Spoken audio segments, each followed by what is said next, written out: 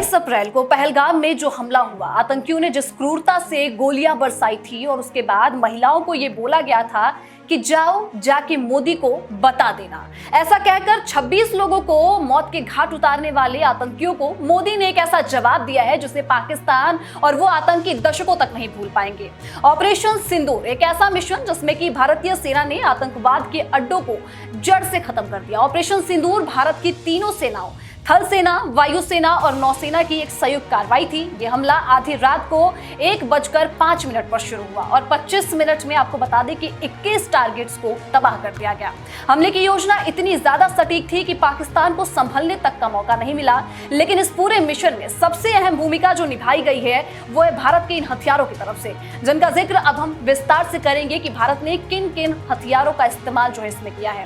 पहला है SCALP missile. SCALP एक long range stand off air to ground cruise missile है जो कि फ्रांसीसी कंपनी MBDA के द्वारा बनाई गई है। इसे राफेल फाइटर जेट से लॉन्च किया जाता है और ये हाई प्रिसिशन स्ट्राइक के लिए भी जानी जाती है।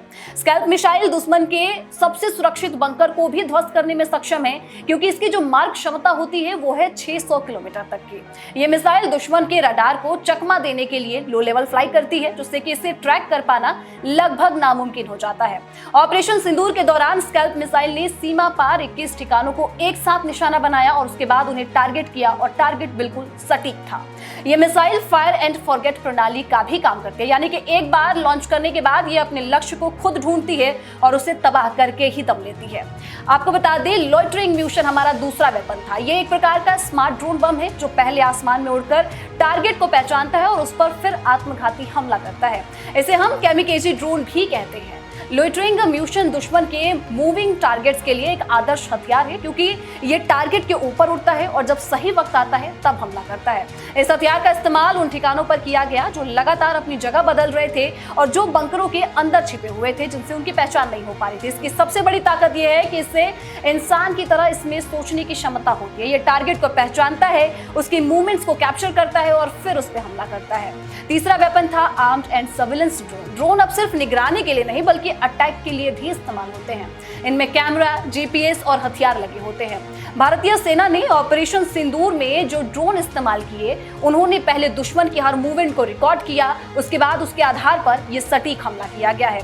ये ड्रोन जो है वो ऊंचाई से इलाकों की निगरानी करते हैं, जिससे कि जमीन पर जो आतंकी मौजूद होते हैं उनके ठिकानों की सटीक लोकेशन मिल पाती है और सेना को पहले ही उनकी मूवमेंट का पता चल जाता है। जब भी रियल टाइम इंटेलिजेंस की बात आती है तो ड्रोन सबसे भरोसेमंद जो हथियार है वो सेना का बनता है।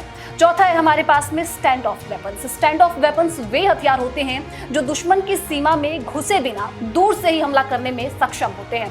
इन हथियारों ने भारतीय सेना को वो ताकत दी जिससे कि दुश्मन के इलाके में गहराई तक हमला संभव हो सका है, और वो भी बिना किसी सैनिक की जान को जोखिम में डाले। भारत ने इस ऑपरेशन में इन हथियारों का इस्तेमाल करके ये तो साफ कर दिया कि उनकी जो मार है वो सिर्फ अब जमीन तक सीमित नहीं रह गई है, वो आसमान से भी बरसते हैं और गरजते भी। और ऑपरेशन सिंदूर सिर्फ हथियारों का नहीं बल्कि सेना के आपसी तालमेल का भी उदाहरण था, जहां पर थल, जल और वायु सेना ने एकजुट होकर हमला किया है।